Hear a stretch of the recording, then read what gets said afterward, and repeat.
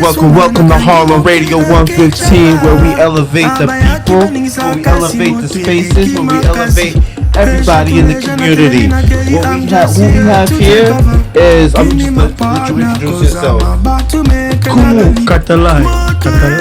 Katalay. Now, what do you do for a living? I am a full-time musician, but I'm also a tech on the side. I've done AV work for different corporations and things, but I'm also an educator. I'm doing multiple projects that be for teaching kids in schools or working on projects in different communities. Yeah. That is excellent. That is excellent. Now, when did you first learn that you wanted to be a full-time musician? Music has been always something that inspired me, but when you're in the state, you're a student, you're this, you're always mixing it with, but it was a time, I remember I was working for The Gap. I did 10 years with them. It was one day I stood up. I always done music, but it was 2011. I told myself, why would I be spending 8 hours of my time giving it and providing it to somebody while I could put all that time in doing work that would benefit me, my culture, and everything. So I claim on that day to officially become like a fully professional musician. Even while I'll do a job on the side, music has always been full time. Now, as a musician, and artist, and entrepreneur, what was the biggest obstacle you had to overcome? Aspect of it is the different layers that involve in integration, right? Because integration is many layers. You see, in the capitalistic system, as advanced as the one we see in the U.S. and within New York, there's things you see, but there are layers of things systematically that's in it. And some of us who come from different places, we don't just grasp all of those on the go. So you might want to start a business, but you might not know how to do taxes.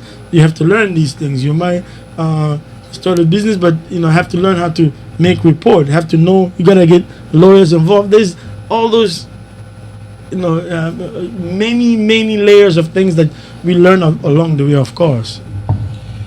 What would you suggest to someone who's just getting started out, like somebody who's just starting to work the music business, or becoming an artist?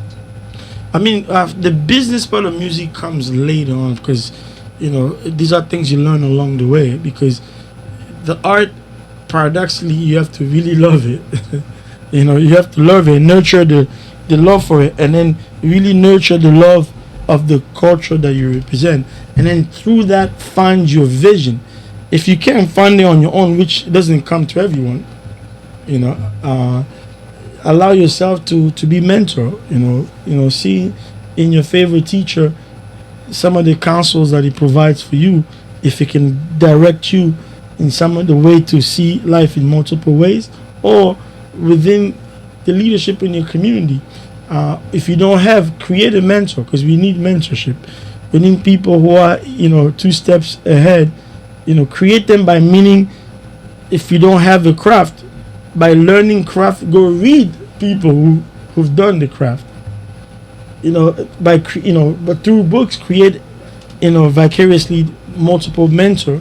That way you get a sort of a rubric or sort of a pathway, because you have to remain a student. So business really comes after. Now, some people who are mentor right away, they nurture the art with the business. Sometimes it's not them, but it's either their mentor facilitating that. Some of us, we didn't have that, so you go in, but the love for the art keeps you. But eventually, in everything you do, you have to observe. You have to look left and right to see how folks do it, and observe, because the human behavior teaches us a lot. Yeah, I know what you mean. Now, were you taught the business side of it, or did you have to learn it on But I'm still learning it, because the complexity of it, because it's not something I study in school. So mind you, what I think I know I'm doing, there's somebody who's like an expert in the area. So right now, if those people come in my life, I'll probably make 1,500 times what I dare to even think about now. Yeah. Right. That's dope. That's dope. So, are you actually making new music? Are you still doing music? Or what can we expect from you? Like, what shows are coming up? Like, what's going on? Music continuously, because artists, we tend to have a lot of song, but releasing is a process. Because you know even though today, I grew up in the '90s where to release a song you have to go to the studio, make a demo, find somebody who can find interest in even signing you. Today we have all the platform. My strategy now is to at least release one song every 3 months at least. For now, I have singles. I'm still working on my first album. Recently, I released Zwalo Kolo. No. Recently, I released Mazaku Yobila. It's a dancing tune, Congolese dancing tune, and then Nazobela. And I'm looking forward to add two more. We look at it this way: in the universe, there's multiple stars. Putting out songs, you just never know what God will take out of one song and make it reach whoever wants to hear it in the right time. So the key is, like, I look at Tupac. Tupac died at 25, but look at the body of work Tupac did. You would think he lived for like 65 years. Right. So, in that same matter should be something like we hunger after. Sometimes you have songs but you don't have, you don't release it because it's a mechanism of means as well. Because some song can cost you thousands to make it. Some song, will cost you energy. It's like there's all that. But I'll keep working on music because I play a lot of live show. Actually, believe it or not, I have an very active band that plays a lot of live shows. So sometimes releasing a song is a different process than band playing constantly. Is it from your culture that you bring back to the States? Is it from from way back in the past? Like I kind of read up on you a little bit, and I understand that you come from the Congo, from Africa. Now, how much of it is brought back to the States? There's a combination of things. The fact that we literally come from somewhere. There's a previous influence. Even though I came in as young, leaving Congo at 15 is equivalent to somebody who's 27 here. Because the reality of, yes, poverty exists everywhere, challenges exist everywhere.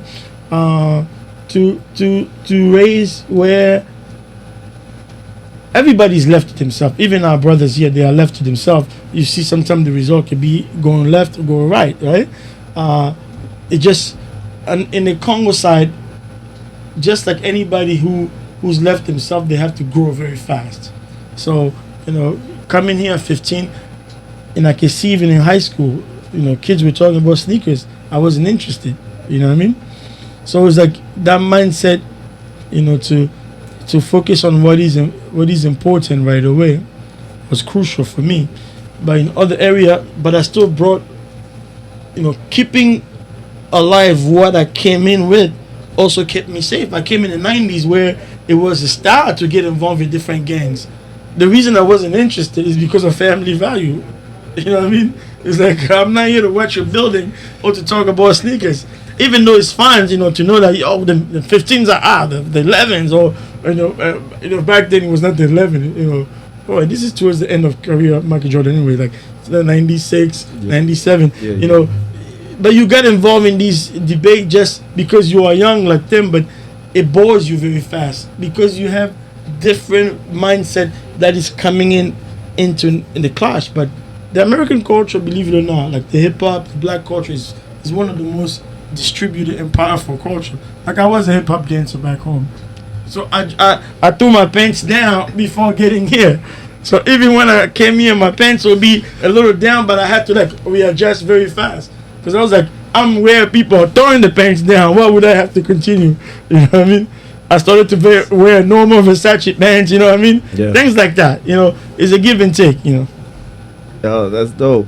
How did you start your first group?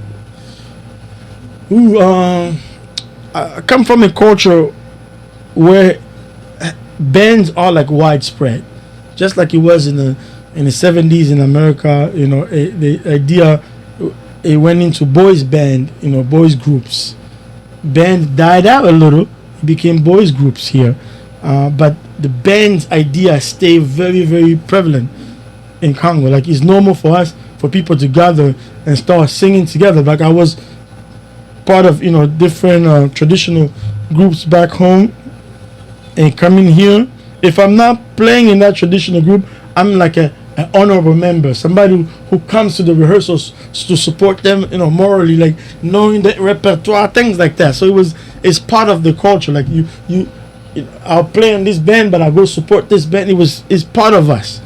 And so when I came here, we got to churches and stuff. I became the president of the musical group. So it's like the influence of what I knew musically was already contributing. So naturally, we formed a group in end of 97, 98. It was mainly like a gospel group led by one of our elder, Kandolo. That notion of coming together, rehearsing all night, it was still in us. So eventually, as I move on, starting project, knowing that in New York you could put groups, because in New York we don't have bands, it's mostly groups now. Okay. So even in college early on, you would put to represent Africa, you would put different musicians together to play your songs from your culture, things like that, until it continued that way. Okay, nice, bro. About one of your songs, Carve a Path. What is it called again? Clear my path. Right. Sorry. Clear your path. How did you come up with the concept about that? What was the history behind that? Well, it came to me during the pandemic. Really, you thought about many concepts. Some of the concept is how you could have the closest friend becomes foe, or are foes, but they are the closest friends. So, because I explore a lot the paradoxes, like opposite that are true. You know what I mean? Because the first paradox I observed was Congo, because Congo feed the world, but the world neglects Congo. So it's like the world neglecting Congo is the opposite that is true to Congo also feeding the world. Supposed to take care of the Congo, but they neglect Congo. So the same way you have those who are supposed to be friends, but they are foe. So it's sort of to see this duality, almost everything. You see during the pandemic, somebody will publish part of your song and claiming they're the one who composed it, for instance. So it's like you started to see how folks will make over declaration, so almost acting as what the devil acts in our life. So I started to see, so for my path to be clear, God clears my path, and the enemies as well must clear my. Because I started to see this visual of a tunnel, like you have to go through. So both God and the devil must clear my path, and that's how the concept came to me during the pandemic.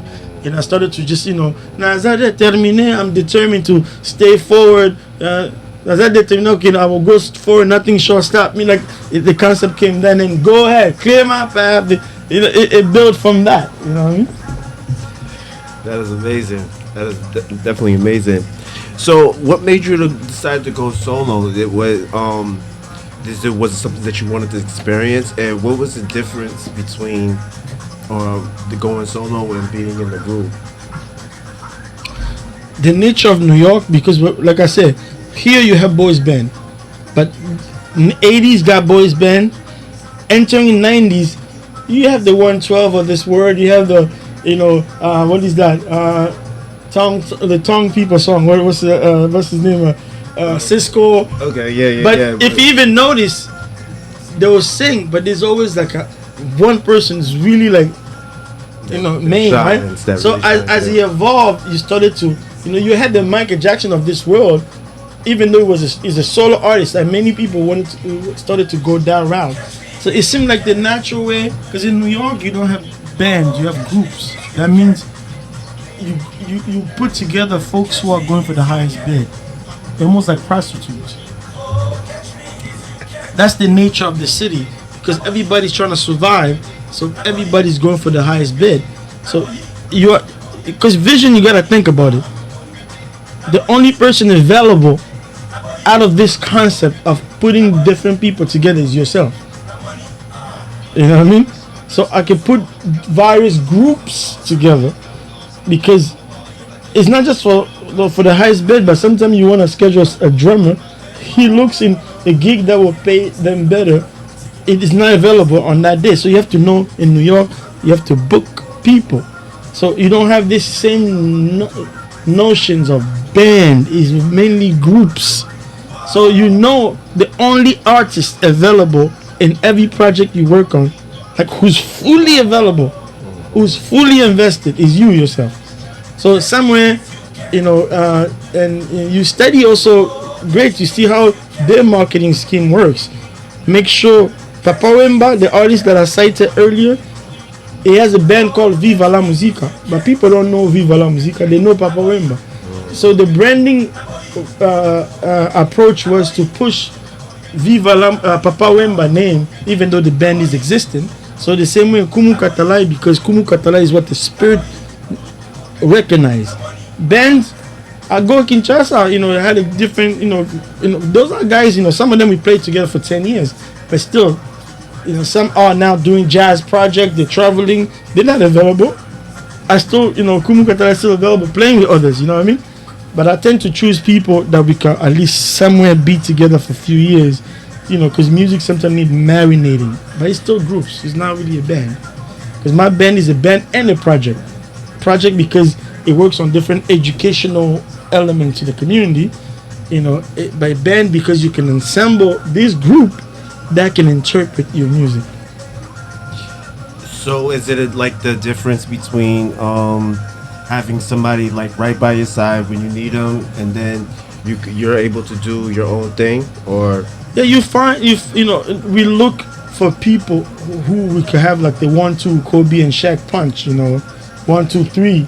Then you really function with them for a while, but the grip of this notion of group, like they must go for the highest bid, is so strong in New York that even that, like they might call you for a gig July 5th, but that same person who lives in New York, July 5th, they have to do something else. You have to go into the schedule of somebody else because you're not gonna say no to a gig.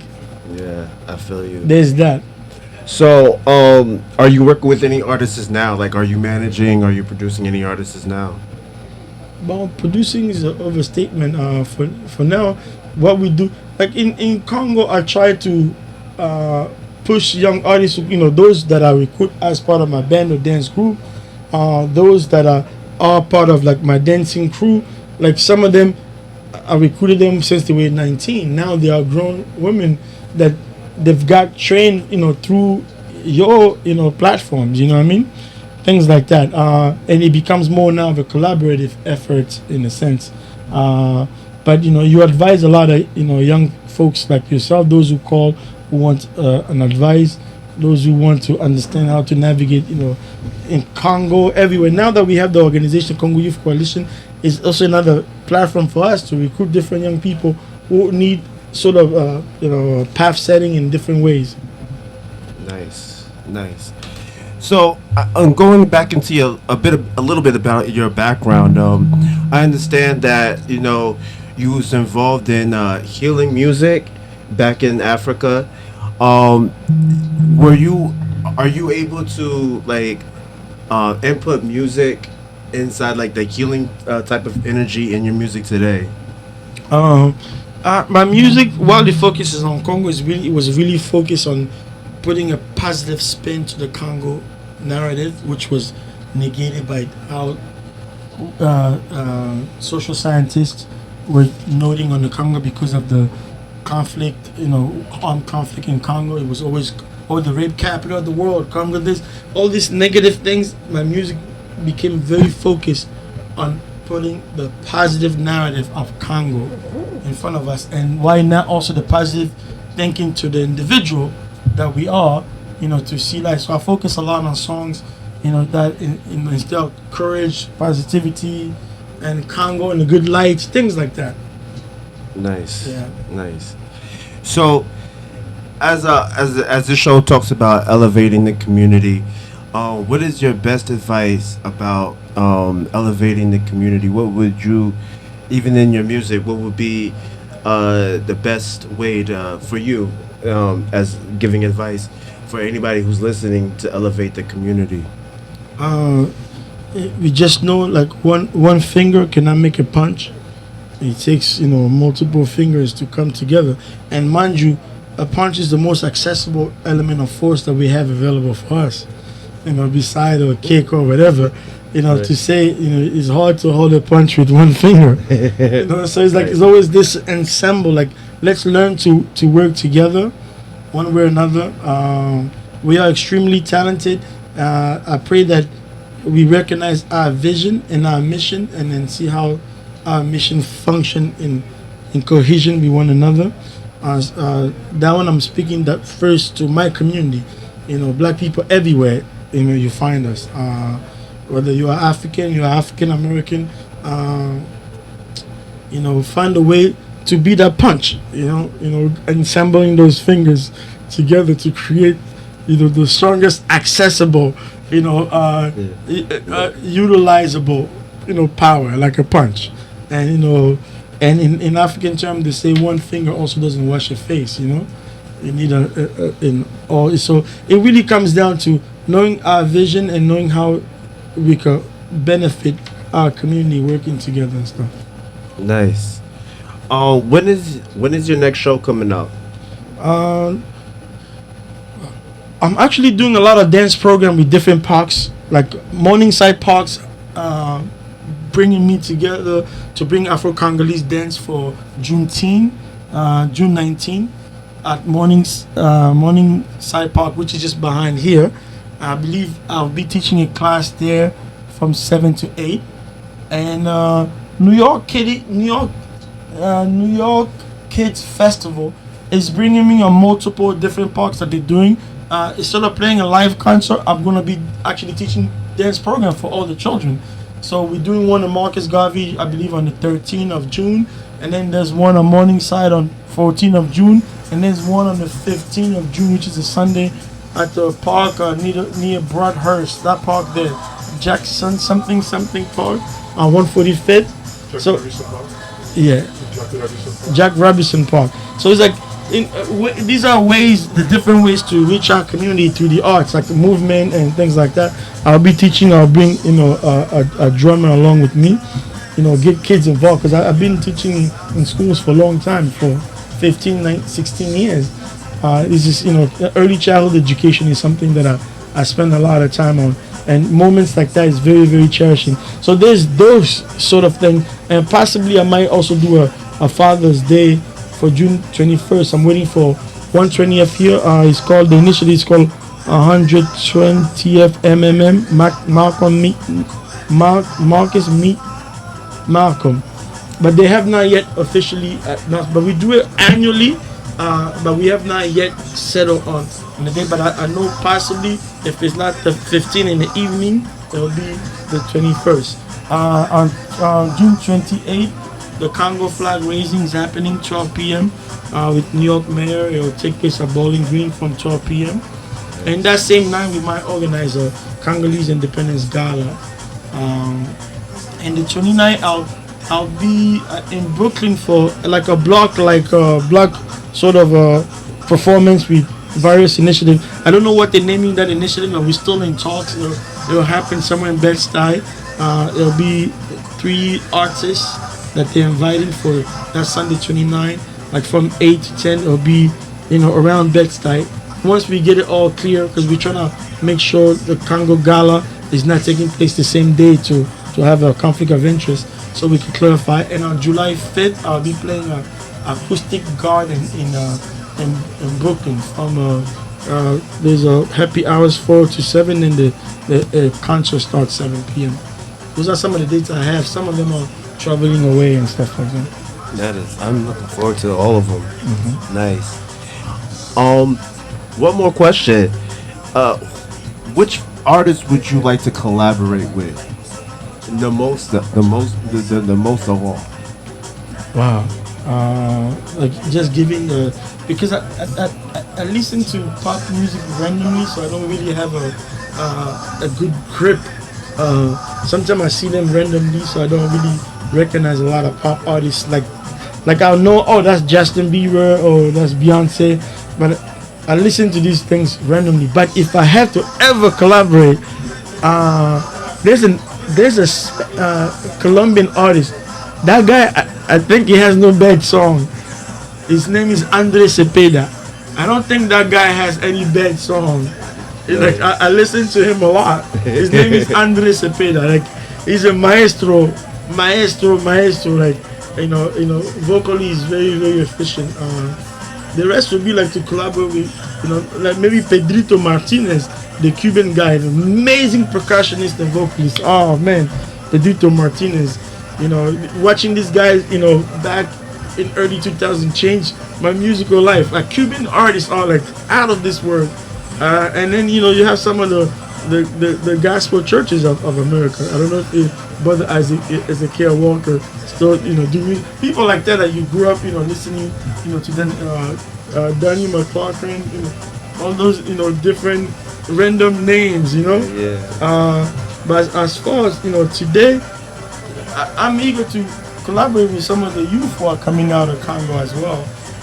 Guys Mawete, Enos B, and my good friend Fali Pupa, who's like one of the major names we have in Congolese. I've been able to play with him live a few times because in 2006, when he first launched his first album, I played with him in Manhattan Center. When he came back at the Apollo 2019, he got me and his team to play with him. But he's a huge name now, and he knows how to really also layer vocals on songs. Fali Pupa. I think our elders here, they might know him. That's somebody, definitely would love to do a song, together. And some of the Congolese gospel artists, like, there's a new kid, NK Divine is like, wow, amazing. The gospel Congolese musicians are like out of this world, like different level, like. Nice. So, you like the place? Do you like the space? Do you like the what we got set up here? This is definitely for elevating spaces and stuff like that. How do you feel about that? No, I mean anytime we have a platform, platform changes life. You know what I mean? You might not know the impact you have in a community to just have a space where folks can interact and share some of these thought process that you are getting out of me as you ask questions. If I was not here, nobody will hear it, Right. So I'm very thankful you guys have a place like this, Harlem Radio, 115. We need platform. That's where we make changes, by platforms, Wow, bro. Thank you so much for coming by. I hope to see you again shortly. We will definitely be at least at some of your shows that you got planned out. And we will definitely be taking photos, pics, and videos and looking forward to seeing your growth and how you work with kids and seeing them grow as well. Thank you so much. Thank you. I appreciate it. Harlem Radio, 115, Harlem Radio, 115. Nkumu Katalay never lie.